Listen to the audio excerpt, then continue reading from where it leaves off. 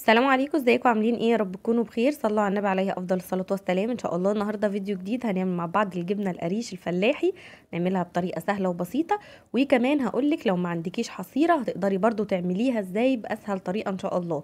بصوا بقى الجبنه بتاعتنا طلعت كميه قشطه ما شاء الله حلوه جدا. ان شاء الله هنعرف استخدمنا قد ايه لبن ويطلع معانا قد ايه قشطه. كل حاجه هتشوفوها قدام عينيكم دلوقتي. بصوا شايفين ما شاء الله طلعنا قشطه، وطلعنا كمان الجبنة، وكمان طلعنا شرش ممكن نستخدمه في المعجنات بعد كده. تعالوا بقى نبدأ الفيديو بتاعنا، بس اتمنى لو انتوا جداد عندي في القناة اشتركوا فيها ويفعلوا الجرس عشان كل ما انزل فيديو ان شاء الله تتفرجوا عليه. تعالوا بقى نقول بسم الله ونشوف عملناها ازاي مع بعض. اول حاجة كده انا جبت 5 كيلو من الحليب او من اللبن من عند اللبان او من اي مكان يكون موثوق فيه، علشان اللبن بتاعنا كل ما هيكون بخيره كل ما هيدينا نتيجة كويسة، هيدينا كمية قشطة كويسة، وكمان هيدينا كمية جبنة كويسة. دلوقتي اول حاجة كده انا هجيب عندي طبقين. انا عندي الكمية بتاعتي 5 كيلو، فهحط 3 كيلو في طبق و2 كيلو في طبق تاني. ممكن احطهم كلهم في طبق واحد، بس ممكن يغيب معايا شوية علشان يعمل لي اللبن الرايب اللي احنا هنعمل منه الجبنة. تمام كده، فانا قسمتهم على طبقين كده. اهم حاجة ان الطبق عندي ما يكونش فيه ولا نقطة مية، يعني تكوني منشفاه كويس قوي. دلوقتي هفضي كمية اللبن كده زي ما انتوا شايفين. عايزة اقول لكم ان الرغاوي اللي بتطلع على وش اللبن واحنا بنفضيه ده هي دي اللي بعد كده هتعمل لي كمية قشطة كويسة. وهقول لك كمان على خطوة كده هتعمليها هتطلع معاكي كمية القشطة كمية حلوة كده وتكون كتيرة زي ما شفتوا في اول الفيديو.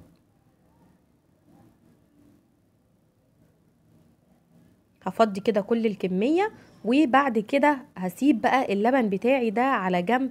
ممكن ادخله فرن البوتاجاز لو انا واثقه ان فرن البوتاجاز عندي مفهوش اي ريحه، يعني لو انا شاويه فيه مثلا فراخ او شاويه فيه حاجه، لو دخلت اللبن بتاعي هياخد منه الريحه.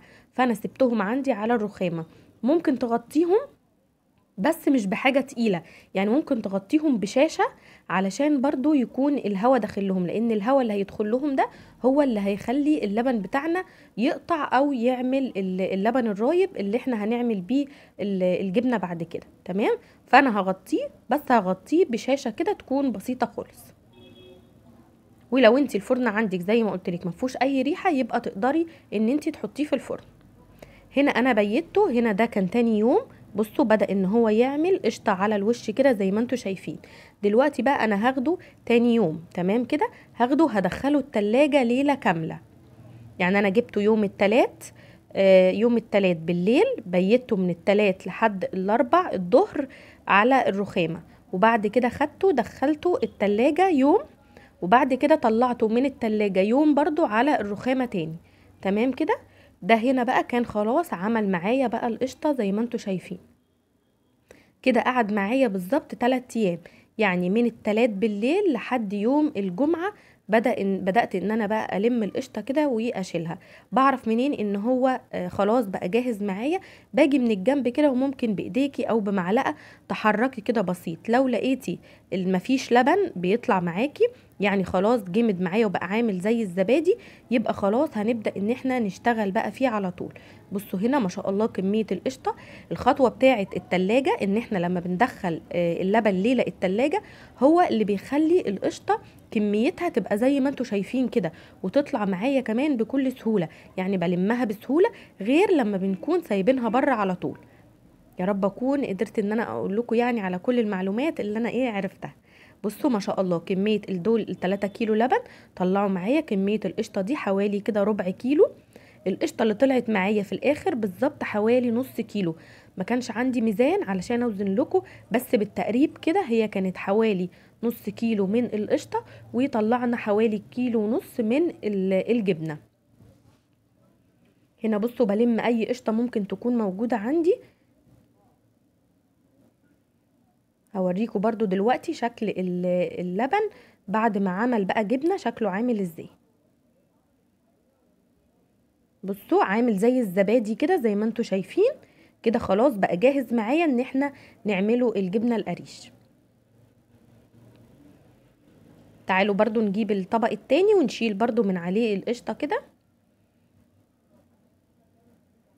وبرده خلي بالكم وانتوا بتحطوه في التلاجة ممكن تغطيه بحاجة برده زي ما قلت لكم زي شاشة كده، علشان برده ما ياخدش اي ريحة عندك تكون موجودة في التلاجة، عشان الحاجات دي مهمة بعد كده هتأثر على طعم الجبنة لو اي حاجة خدت معانا ايه الريحة. بصوا انا هنا بقى كنت بستعمل ايدي لان ايه الايد يعني اكتر حاجة بتحس معانا، فبصوا بشيل بيها احسن من المعلقة طبعا. بصوا شايفين ما شاء الله كمية قشطة قد ايه طلعت معايا.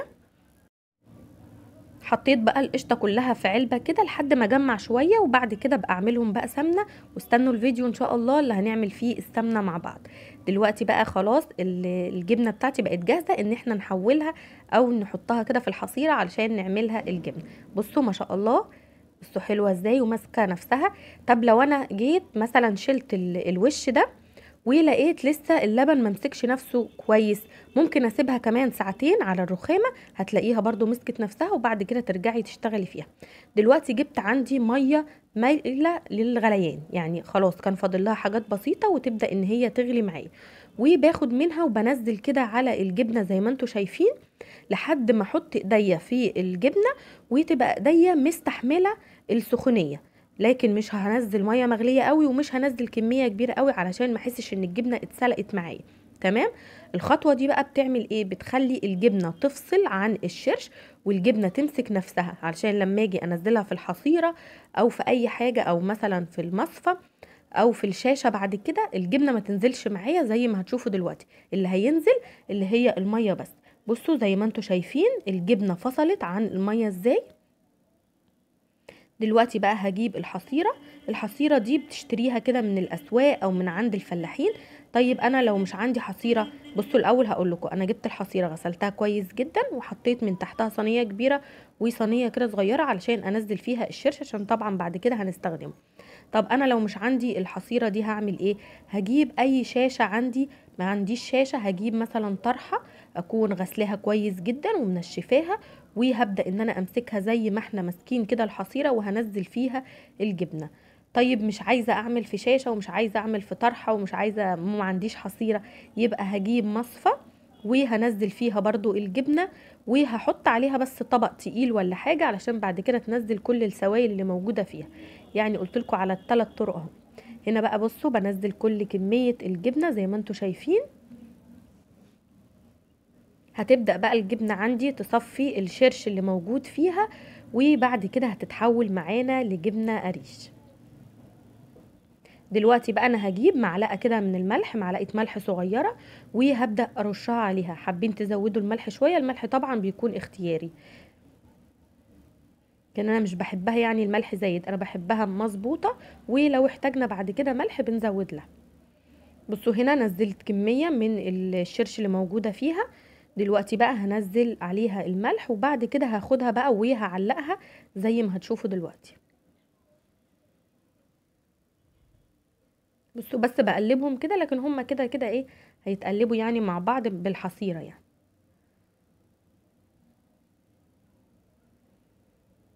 هاخدها بقى وهعلقها. انا عملت للحصيره اليدين اللي انتوا شايفينهم دول، هعلقها بقى عندي، علقتها كده في الحنفيه زي ما هتشوفوا دلوقتي بتاعه الحوض. سبتها حوالي 3 ساعات، وبعد كده بدأت ان انا اقطع فيها على طول، يعني اتصفت معايا بسرعة، ما احتجتش ان انا ابيتها لتاني يوم ولا حاجة، وكانت بتتقطع الخرطة بخرطتها. هنا ده الشرش اللي طلع، هعبيه دلوقتي في اكياس وبحطه في الفريزر عشان نرجع نستخدمه. ودي كمية القشطة اللي طلعت ما شاء الله كمية حلوة. طبعا تقدروا تستخدموها او تاكلوها كده، وممكن نعمل بيها سمنة زي ما قلت لكم. استنوا الفيديو ان شاء الله اللي هنحولها لسمنة مع بعض. طبعا الشرش هحطه في الفريزر، لما اكون هعمل معجنات ولا حاجه هطلعه وهبدا ان انا استخدمه عادي. هنا بقى الجبنه بعد 3 ساعات كده، بصوا لقيتها بقى مسكت نفسها، ما احتاجتش خالص ان هي تبات لتاني يوم ولا حاجه. دلوقتي هجيب السكينه وهقطعها بقى معاكم. لو عايزه بقى احفظ الجبنه دي وتعيش معايا اكبر وقت كده في التلاجة، علشان بقى نحفظ الجبنة بتاعتنا في التلاجة وتقعد معانا اكتر وقت كده ويكون طعمها برضو حلو وما تغيرش، هنجيب رتل من المية المغلية. يعني هنجيب رتل مية هنغليه كويس قوي وهنسيبه يبرد معانا تماما.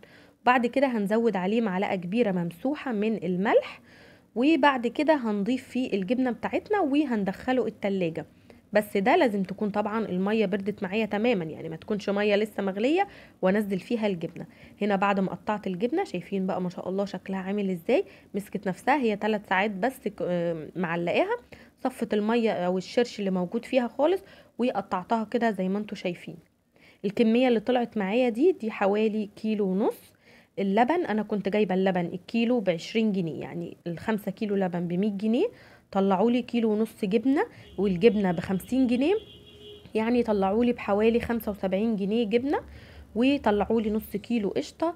القشطه تقريبا يعني ب120، يعني طلعوا لي ب60 جنيه قشطه. يعني ما شاء الله حاجه حلوه وموفره، وكمان عاملينها في البيت.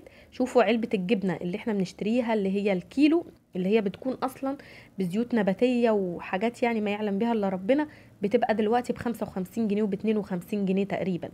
لكن احنا عملنا حاجة من البيت وحاجة مضمونة زي ما انتوا شايفين، وحاجة كده نبقى ضامنين ان احنا بنأكل ولادنا حاجة كده، يعني بخيرها زي ما بنقول، وحاجة عاملينها قدام عينينا. ان شاء الله لما هتجربوا الفيديو هيعجبكم، واي اسئله حابين تسالوها لي اسالوها تحت وانا ان شاء الله هرد عليكم. ولو انتوا شايفين ان انا غلطت في اي حاجه طبعا في الفيديو تقدروا برضو تقولوا لي تحت في الفيديو في التعليقات. بصوا ما شاء الله الجبنه جميله جدا، مع حبه زيت بقى وطماطم كده، يعني بتبقى حاجه كده حلوه قوي. يلا ان شاء الله تجربوا الفيديو يعجبكم. وطبعا لو وصلتوا لحد هنا في الفيديو ما تنسوش تحطوا لايك واشتركوا معايا في القناه عشان كل ما انزل فيديو ان شاء الله تتفرجوا عليه. اشوفكم على خير ان شاء الله في فيديو جديد، ومع السلامه.